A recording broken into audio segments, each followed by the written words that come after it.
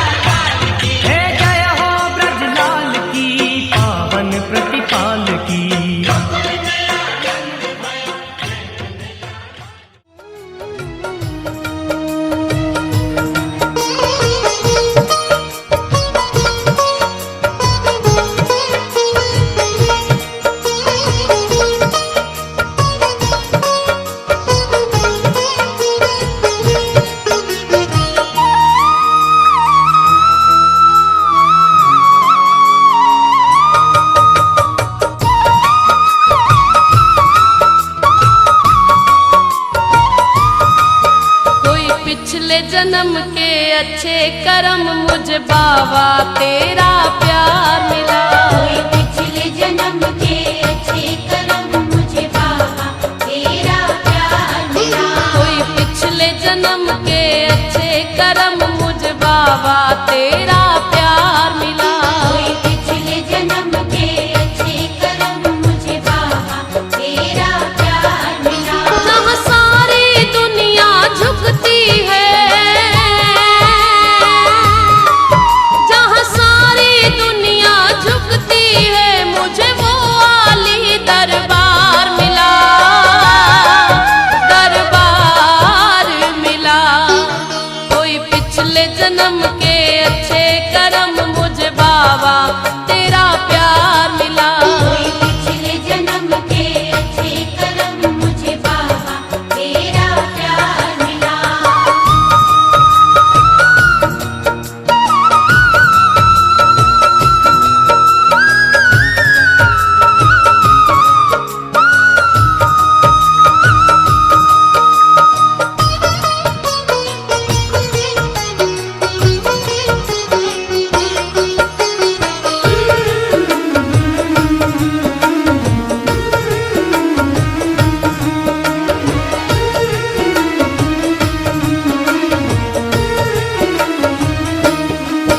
जग के झूठे नाते देखे, देखा ना सच्चा प्यार कहीं। देवी माँ काली जय। गंगा मैया नी जय। भागवत भगवान नी जय। ओम नमः पार्वती हर हर महादेव। હવે આપણે પોતી યાત્રા માટે જોવાનું છે બરોબર ચાલો કળશની કઈ જરૂર નથી તમે પાછા આ પાણી ડોલમાં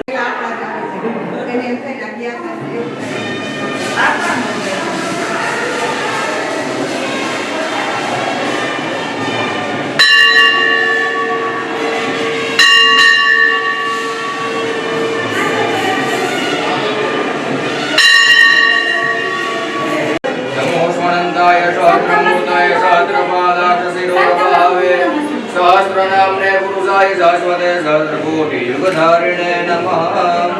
सच्चिदानन्दरूपाय विष्णुपदपतियादिहेतवे तापत्रय विनाशाय श्रीकृष्णाय वयं नमः।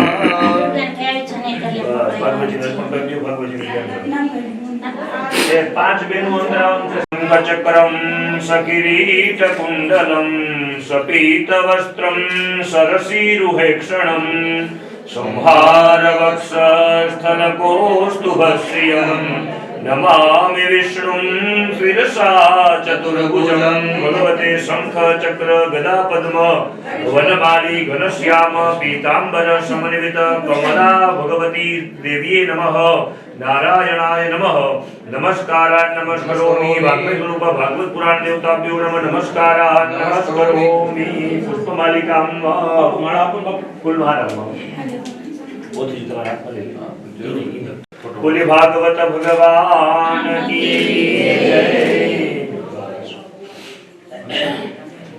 એ બાર આવતું લીધા આગળ જો તો અહીંયા ભગવાન કી જય ફરી જાઓ અને ઓલી બાજુ દર્શન કરી લે ભગવાનના દર્શન કરી અને પાછા પગે ધીમેથી આવે ઓલી બાજુ લઈ જાઓ હા બધું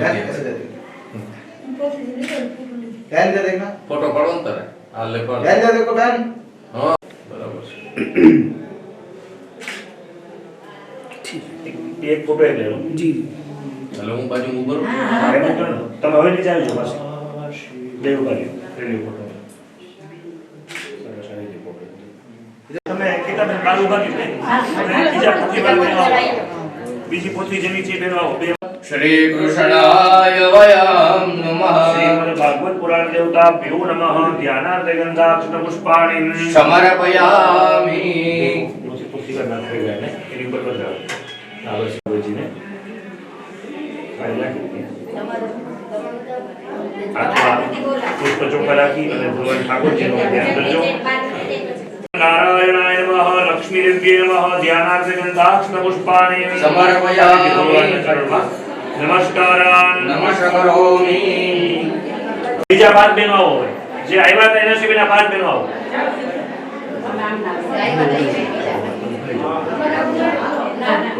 તમે આવો. બસ ready. બસ આવી રીતે જુઓ. આમ મોટું જવાબ જેટલા ફોટો આવે. જિગ્નેશભાઈ તમે આવજો. 5 બહેનો હાથ અડાડી અને પછી બેનના માથે પર બેન બહેનો જેવું કે લીધું છે. થોડા ફરી જાઓ સમજાવે. ફરી જાઓ થોડા. બસ ચાલો. બોલે ગિરિરાજ ધરણી જય ભાગવત ભગવાન કી જય હાલો ફોટો પાડી લો. ફોટો પાડી. હાલો. સચ્ચિદાનંદ રૂપાય વિશ્વોત્પત્યાય તવે તાપત્રય વિનાશાય શ્રી કૃષ્ણાય વયં નમઃ ભગવત્પ્રાણાય નમો સર્વોપચારાર્થગંધાક્ષતક્ષુમાણી સમર્પયામિ લક્ષ્મીનારાયણ નમસ્કાર કરો કરોમિ સર્વોપચારાર્થગંધાક્ષતક્ષુમાણી સમર્પયામિ નમસ્કારાન નમસ્કરોમિ.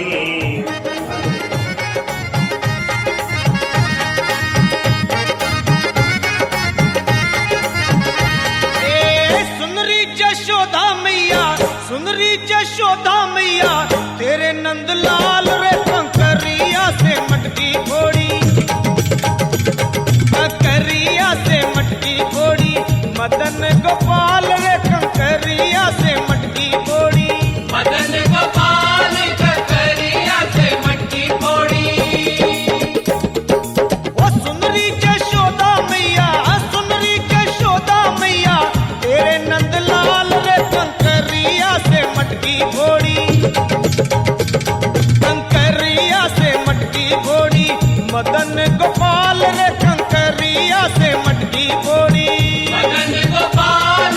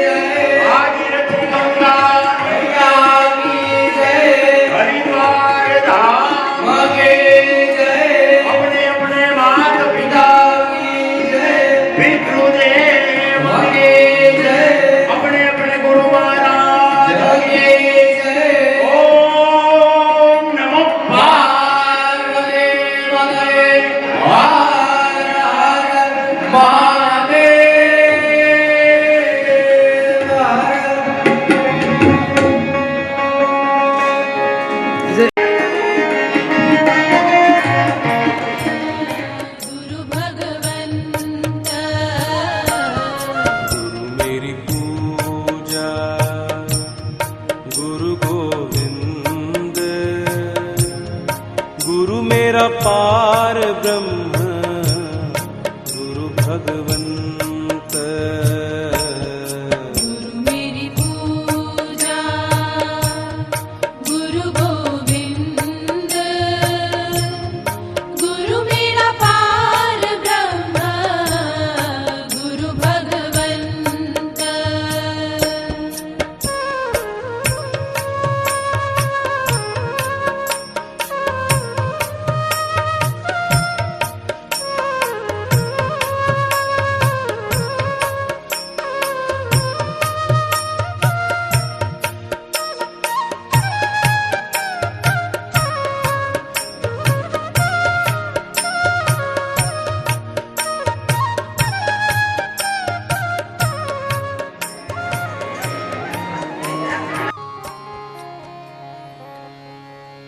पुत्रेति तन्मयतया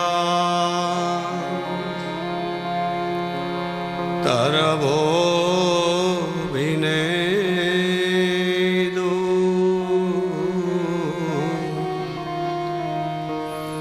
त्वं सर्वभूत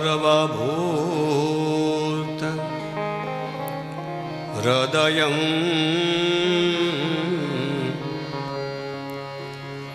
मुनिमान तोस्मिन्।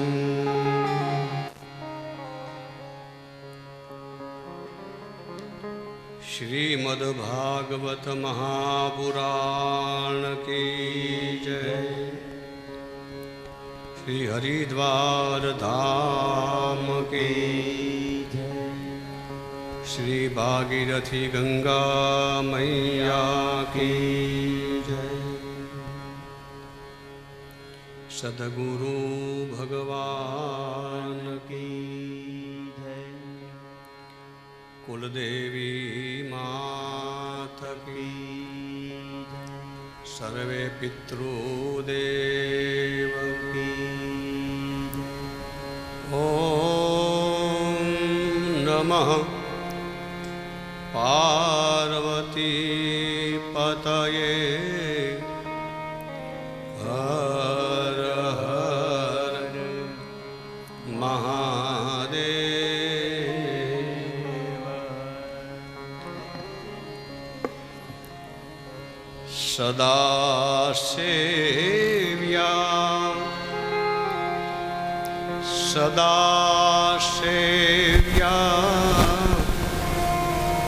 श्रीमद्भागवती कथा।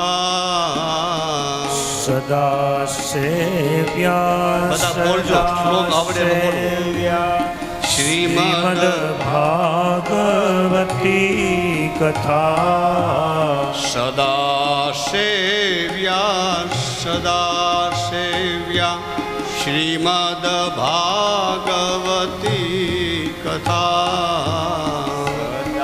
सेव्या सदा सेव्या श्रीमद्भागवती कथा।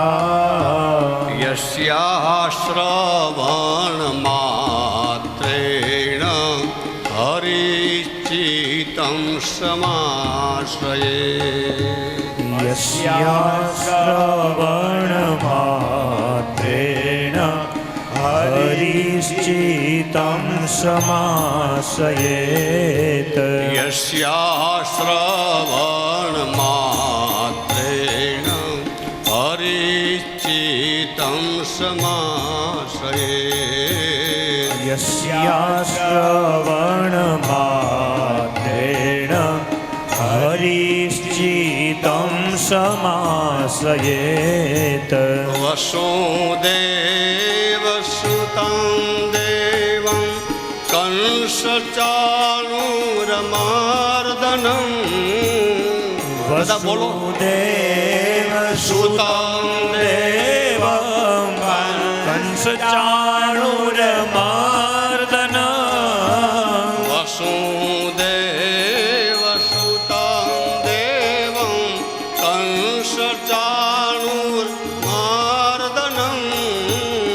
वसुदेवसुतं देवं कंसचाणूरमर्दनं देवकी परमानन्दं कृष्णं वन्दे जगद्गुरुं देवकी परमानन्दं कृष्णं वन्दे जगद्गुरु देवकी परमानन्दं कृष्णं वन्दे जगद्गुरुं देवकी परमानन्दं कृष्णं वन्दे जगद्गुरु सदा सेव्या श्रीमद्भागवती कथा सदा सेव्या श्रीमद्भागवती कथा यस्याः श्रवणमात्रेण हरिचितं समाश्रयेत् यस्या श्रवणमात्रेण हरिश्चितं समाश्रयेत् श्रीदेवकी परमानन्दं कृष्णं वन्दे जगद्गुरुं देवकी परमानन्दं कृष्णं वन्दे जगद्गुरु श्रीकृष्णं वन्दे जगद्गुरुं श्रीकृष्णं वन्दे जगद्गुरु जगद्गुरुं जगद्गुरु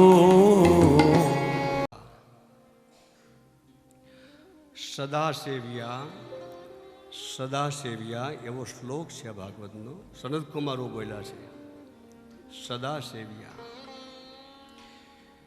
સદૈવને માટે આ સેવા જેવો છે ભાગવત. યસ્યાહ શ્રવણ માત્રેણ, જે ભાગવતનું શ્રવણ, માત્ર શ્રવણ, અને શ્રવણ દ્વારા ભગવાન મારા તમારા ચિત્તમાં પ્રવેશ કરે, હૃદયમાં પ્રવેશ કરે. આ કથાનો, આ મંગલાચરણનો મારો શ્લોક છે. મને બહુ ગમ્યો એટલે મેં આ શ્લોક હું ગાયા કરું. સદાસેવ્યા સદાસેવ્યા. કોઈ પણ ધૂપ દીપ મારા યજ્ઞ આ કાંઈ ન થઈ શકે તો શ્રીમદ ભાગવત કથાનું શ્રવણ થાય એટલે બધી જ વસ્તુ એમાં આવી જાય છે. બધું જ આવી ગયું. કેવલ શ્રવણ કરવાનું બસ. ભાગવતનું શ્રવણ થવું જોઈએ, બીજી કોઈ વાતો નહીં. કોઈ કુટુંબ, પરિવારની, ઘરની, સાસુની એવી વાતો ભાગવતમાં કરવાની મનાઈ છે.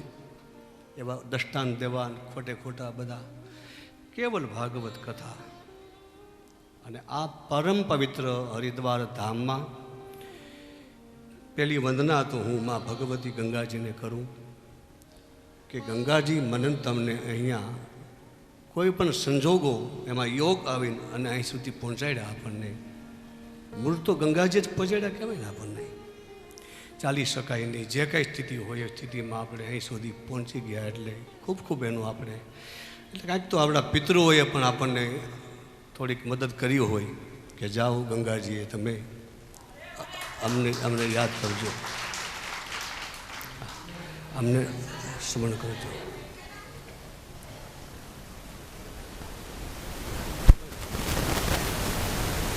આપી દો.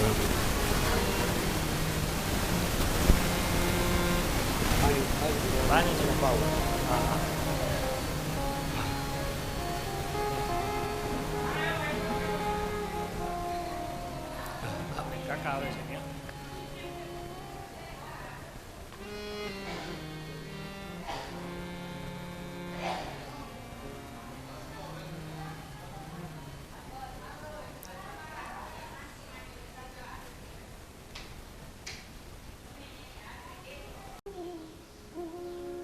જેને ગંગાજીને પ્રગટ કર્યા છે, મૂળ ગંગા એનું જન્મસ્થાન કયું, ગંગાજીનું પ્રાગટ્ય ક્યાંથી થયું એ આપણને ખબર હોવી જોઈએ. આપણે એમ માનીએ ગંગોત્રીથી નીકળી છે એ તો છે જ, પણ મૂળ ગંગાજી એનું પ્રાગટ્ય, એને જન્મ કોને આપ્યો એવું આપણું પુરાણોમાં વર્ણન પણ છે. આપણને ખબર ન હોય તો હું તમને એમ નથી કહેતો કે તમે જવાબ આપો, હોય તો હું જ આપીશ. પણ મૂળ ગંગાનું પ્રાગટ્ય જો થયું હોય તો ભગવાન વિષ્ણુના જમણા પગના અંગૂઠામાં જ થયું છે. આ એનું પ્રસાદ છે. વિષ્ણુ પાદાગ્ર સંભૂતે ગંગા ત્રિપથગામિની એવો શ્લોક છે આપણા પ્રભુમાં. અને રામાયણમાં પણ ઉત્તરકાંડમાં લખ્યું છે, નખ નિર્ગતા મુનિવંદિત, જેના નખમાંથી ગંગાજી પ્રગટ થઈ એ ભગવાન વિષ્ણુ આખા વિશ્વનું જે પાલન કરે એને ગંગાજીને પ્રગટ કર્યા છે. આપણા જેવા જીવ માટે, આપણે પામર જીવ છે, એટલે ભગવાન વિષ્ણુના ચરણમાંથી એ ગંગાજી નીકળ્યા. એટલે બ્રહ્માજીએ કમંડલમાં રાખ્યા છે અને એ જ ગંગા ભગવાન મહાદેવે જટા ઉપર ધારણ કર્યા છે. બ્રહ્મા, વિષ્ણુ અને ભગવાન મહાદેવ આ ત્રણનો પ્રસાદ છે. તો જેને ગંગાજીનું પ્રાગટ્ય કર્યું છે, જેને ગંગાજીને પવિત્ર કર્યા છે, જેના ગંગાના ઘાટ ઉપર બેસીને જેને હજારો વર્ષો તપ કર્યા છે, એવા બધા ઋષિઓની આ પવિત્ર ભૂમિ છે, જે ઋષિઓના માથાના વાર પણ ત્યાં કરી ગયા છે. એટલે ઋષિકેશ કહેવાય છે. ઋષિકેશ, માથાના કેસ ખરી ગયા છે. લોમસ ઋષિનો એક ખાલી રૂબાડું ખડે ત્યાં કલ્પો વીતી જતા હતા. એક શરીરમાંથી ત્યાં કલ્પો, આટલી ઉંમર હતી એની. તો આ પાવન ધરામાં આ બધા જ ઋષિઓને જાણે અજાણે આપણને ખબર નથી કે અહીંયા કેટલા ઋષિઓએ તપ કર્યા છે. આ એવી ચેતના છે બધી. અને એમાંય પાછો આખા હરિદ્વારમાં, મને કાલે પાયા વાત કરી અહીંયા કે આખા હરિદ્વારમાં સુરતગીરી જે આપણે ઉતર્યા છીએ ને, એટલી બધી ઉર્જાવાળી આ જગ્યા છે અહીં. કેમ કે સતત ગંગાજી અહીંયા વહેતા હોય છે અને અહીંયા બધા વેદપાઠ, યજ્ઞ, મંત્રો બહુ થાય છે. અહીં સંન્યાસીઓ બધા અહીંયા ઉતરે છે. હરિદ્વારના બીજા નંબરનો આશ્રમ હોય તો આ છે, એમાં આપણે ઉતર્યા છીએ. એટલે આપણે આશ્રમની પવિત્રતા જાળવવી એ આપણા માટે એક મર્યાદા હોય છે. એટલે આપણે આશ્રમની મર્યાદા જાળવી રાખી. કોઈ પણ આપણે ક્યાંક થૂકવું હોય તેમ થાય કે નહીં અહીં નહીં કાંઈ કરાય, કાંઈ પણ વિચારીને જ બોલવું પડે. કેમ કે અહીંયા સતત બધા દેવતાઓ રક્ષણ કરતા હોય છે. તો આવા પવિત્ર ધામમાં બહુ જ દૂરથી આપણે આવ્યા છીએ. આ કથા તો આપણે ત્યાંય કરી શકીએ. આપણે સુભાષનગરમાં ન બેસાડી શકીએ, તંતી પાર્કમાં બધા આવ્યા, આપણે ન્યાય કરી શકીએ. આટલા બધા દૂર સુધી શું કામ? કેટલો આપણને પરિશ્રમ પડે છે. આવી એટલે શરીરમાં થાક લાગે છે બધું, છતાંય પણ અહીંયા કેમ કથા કરવી પડે? કથા તો ત્યાંય પણ થાય. આનું પણ કારણ હોય છે. માં જાનકીજી અશોક વાટિકામાં છે એ તો બધાને ખબર પડી જ. જટાયુએ વાત કરી દીધી કે અશોક વાટિકામાં છે જાનકીજી, ખબર જ પડી ગઈ. સબરીએ પણ કહ્યું કે ભાઈ અશોક વાટિકામાં માં જાનકીજી છે. તો પણ ભગવાન રામે ઓલા વાંદરાઓને બધા દિશાઓમાં મોકલા, જાઓ જાઓ. ખબર તો છે જ ભાઈ અહીંયા જ છે લંકામાં. છતાંય ખૂબ જ કેટલાય કિલોમીટર સુધી, હજારો કિલોમીટર સુધી પહાડો પર્વતોમાં જાઓ, તપાસ કરો, જાનકીની તપાસ કરો. એમ બહુ દૂર સુધી આપણે ચાલીએ ત્યારે મા ભક્તિ દેવી આપણી ઉપર કૃપા કરે. એટલા માટે આપણે શ્રમ કરીને આવીએ અને અહીંયા મા ભક્તિ ગંગાજી આપણી ઉપર કૃપા કરે. ખબર તો હોય જ કે આ બધું ત્યાંય મળે, પણ છતાંય પ્રયાસ કરીએ છીએ આપણે કે અમને ભક્તિ સાંભળે. આ ભક્તિની શોધ છે આપણી. અને અમસ્તો એવો નિયમ છે કે જે ભૂમિમાં જે લોકો રહેતા હોય એને એ નદીનું મહાત્મ્ય ન હોય. ભાગવતમાં બી કથા આવે છે કે દ્વારકામાં જે લોકો રહે છે એને ગોમતીનું મહાત્મ ન હોય, નહીતર ગોમતી એ ગંગા જ છે. પદ્મપુરાણમાં વર્ણન છે કે ગંગાજી અને ગોમતી બંને એક છે, પણ છતાંય દ્વારકાના લોકો ગોમતીનું બહુ માધ્યમ નથી સમજતા. એ પોતે હરિદ્વારમાં ગંગા સ્નાન કરવા આવે. અહીંના લોકો આ ગંગાને સમજી શકે નહીં, એ ગોમતીમાં આવે પાછા નાવા. એ કંઈ ગંગાજીમાં નહીં, ત્યાં જઈને પુણ્ય મેળવી. આપણે ત્યાંથી અહીંયા આવી અને આવું બન્યું છે. કથા છે ભાગવતમાંની. બહુ જ દૂર સુધી ભગવાન શંકરજી પાર્વતી સતીને લઈ અને હિમાલય કૈલાશ પર્વતો પરથી કેટલા દૂર સુધી કથા કરવા જાય, કથા સાંભળવા જાય. અગસ્ત્ય ઋષિનો આશ્રમ હોય તો ત્યાં કથા સાંભળે, બહુ દૂર સુધી જાય. કથાનો મહિમા છે. દૂરે હરિકથા.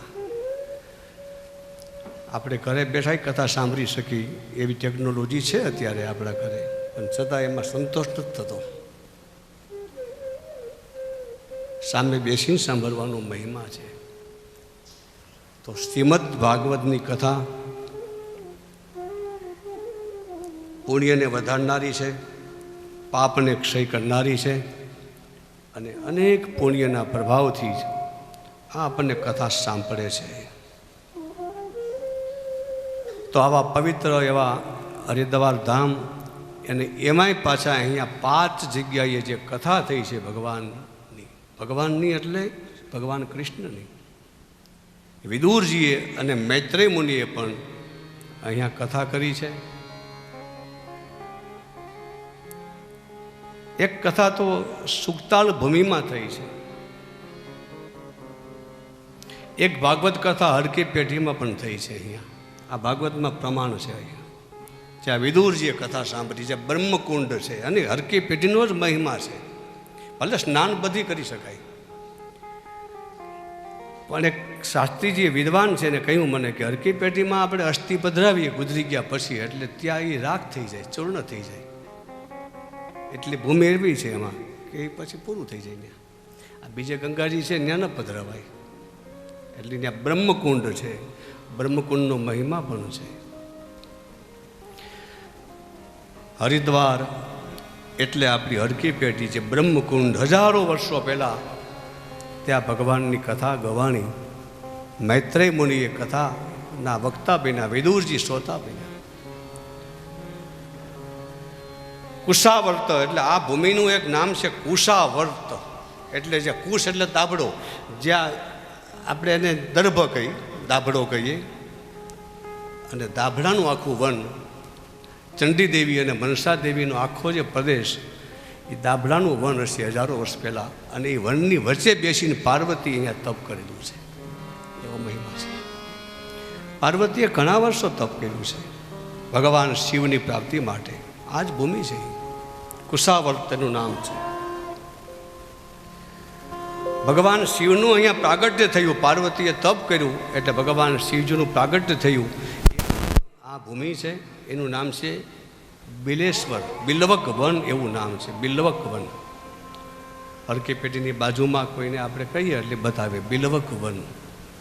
હરિદ્વારે, કુશાવર્તે, બિલ્વકે, નીલ પર્વત ઉપર એક કથા થઈ છે. નીલ પર્વત જે હનુમાનજી બાંધી દેવીનું, ત્યાં ભાગવત કથા જાણી છે. જે મહાપ્રભુજીએ 84 બેઠક ઉપર કથા કરેલી આથી કેટલા વર્ષો પહેલાં.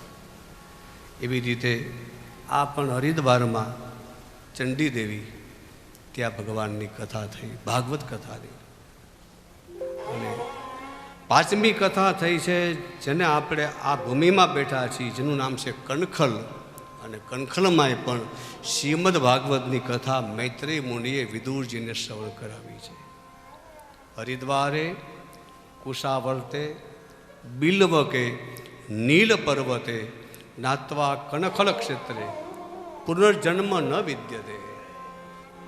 આ 5 સ્થળ ઉપર તમે ભગવાનની કથા કરો, પાઠ કરો. આપણે ગામડામાં રહી ખબર હોય કે બહુ જ સારી ખેતી હોય એટલે આમાં એક બીજ વાવી એટલે કેટલા બીજ ઉત્પન્ન થાય, બહુ જમીન સારી હોય. એમ આપણે આ હરિદ્વારની ભૂમિ એવી છે કે અહીં એક મારા ગાયત્રીની કરી એટલે 10 મારાનું પુણ્ય મળે છે. 1 રૂપિયો દક્ષિણા આપીએ એટલે 100 રૂપિયા જેટલું.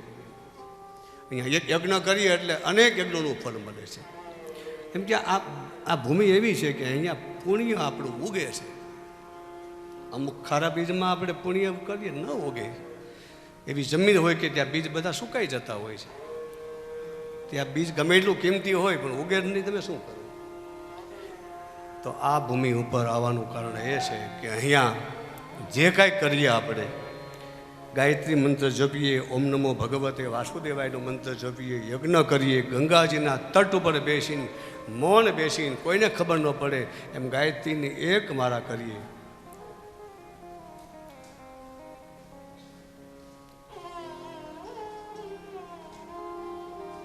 તમારું અંતઃકરણ એમ કહેશે કે ના મેં કંઈક કર્યું છે એવું લાગે છે. દિવસે દિવસે અહીંયા ભરતી આવતી હોય એવું લાગે. આજના દિવસ પછી કાલનો આનંદ, પછીનો આનંદ, અને આ આનંદને લઈને આપણે આપણા પ્રદેશમાં જવું છે. અહીંયા કોઈ પુણ્ય ન થાય તો ચાલશે, પણ અહીંયા આપણાથી કોઈ પાપ ન થવું જોઈએ. પુણ્યની કોઈ જરૂર નથી, કેમ કે આ પુણ્યની તો ભૂમિ છે જ.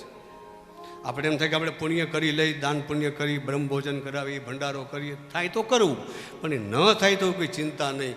પણ અહીંયા 7 દિવસ આપણાથી કાંઈ બીજું કોઈનો અપરાધ ન થઈ જાય એનું બહુ જ ધ્યાન રાખવું પડે. કેમ કે એનો અપરાધ એના અંતઃકરણને દુઃખ થાય એટલે એની અસર આપણા ઉપર થાય છે. આવું પ્રમાણ છે ભાગવતમાં. અર્જુન જ્યારે ભગવાન વિદાય લે છે, જ્યારે અર્જુન જુદા પડી ગયા કૃષ્ણથી અને હસ્તિનાપુરમાં આવે છે એટલે હાવ ફીકા લાગે છે. અર્જુનના મઢનમાં ઉદાસી છે. આવું કોઈ ધન હરાઈ ગયું હોય ને કોઈ ઘા કર્યા હોય માથે, એવો અર્જુન હાવ આમ કારો પડી ગયો છે. ધર્મરાજા સહદેવને પૂછે છે કે અર્જુન કેમ નથી? એવા 6 મહિના વીતી ગયા. ત્યારે સહદેવે કહ્યું જો અર્જુન આવે છે.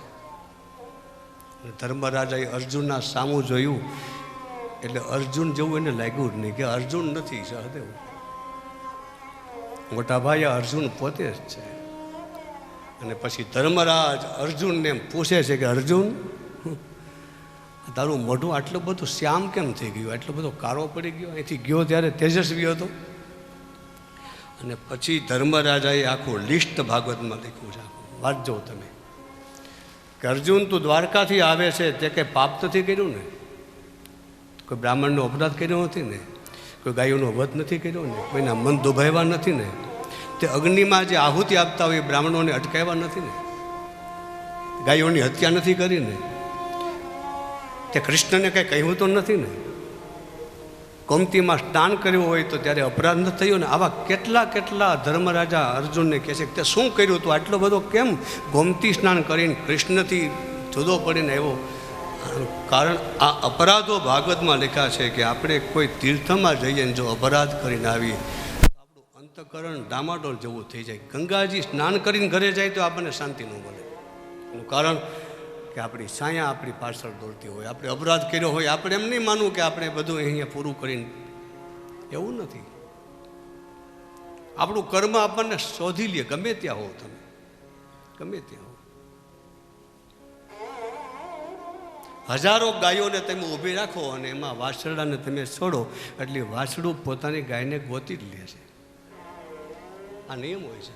હજારો ગાયો, ભલે લાલ કલરની જ બધી ગાયો હોય, પણ વાછડાને જ્યારે છોડો એટલે વાછડું પોતાની ગાયને ગોતીને એનો આતર મુખમાં મૂકે, ખબર પડે કે આ વાળી માં છે.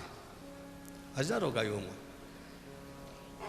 એમ આપણા કરેલા કર્મો, આપણે સ્નાન કરીને કદાચ બહાર નીકળીએ પછી આપણા કર્મો આપણને ગોતી લે છે. કે આપણે ગમે ત્યાં હોય, ગંગાજીમાં ડૂબકી મારું ત્યાં સુધી કદાચ ન હોય, પણ બહાર નીકળે એટલે આપણું કર્મ આપણની પાછળ પકડી લે છે. જેમ વાછડું ગાયને પકડે એમ શુભ અને અશુભ કર્મ આપણને ગોતતા હોય છે. આપણે ગમે ત્યાં, એક જન્મમાં નહીં, અનેક જન્મોમાં, અનેક જન્મોમાં. એટલે કરેલા બધા કર્મો એની યાદી રાખવાનો આ 7 દિવસનો આ ક્રમ છે આપણો, કે મારાથી આટલા કર્મો થઈ ગયા છે. આપણે કાંઈ ન કરીએ ને ખાલી એક પુકાર કરીએ કે હવેથી કાંઈ નહીં થાય મારાથી, પણ જે થઈ ગયું એ અપરાધ માં ગંગા ભાગીરથી વહે છે.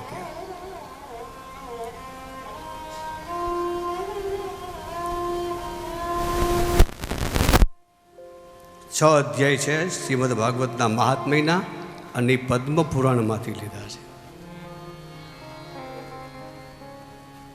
આ પદ્મ પુરાણ છે એ ભાગવતની અંદર 6 અધ્યાય અહીંયા શુદ્ધ પુરાણિકજી પોતે વર્ણવે છે. મંગલાચરણ કર્યું આપણે ભગવાન વ્યાસજી અને વ્યાસજીના પુત્ર સુખદેવજી મહારાજને આપણે વંદના કરી. એવી કથા આવે છે કે સુખદેવજી મહારાજનો જન્મ થાય છે એટલે એના પિતા વ્યાસ એની પાછળ દોડે છે, પુત્રની મમતા છે. પુત્રેતિ તન્મયતયા તરવો વિનેદુ તમ સર્વભૂતહૃદયં મુનિમાનતોસ્મિ.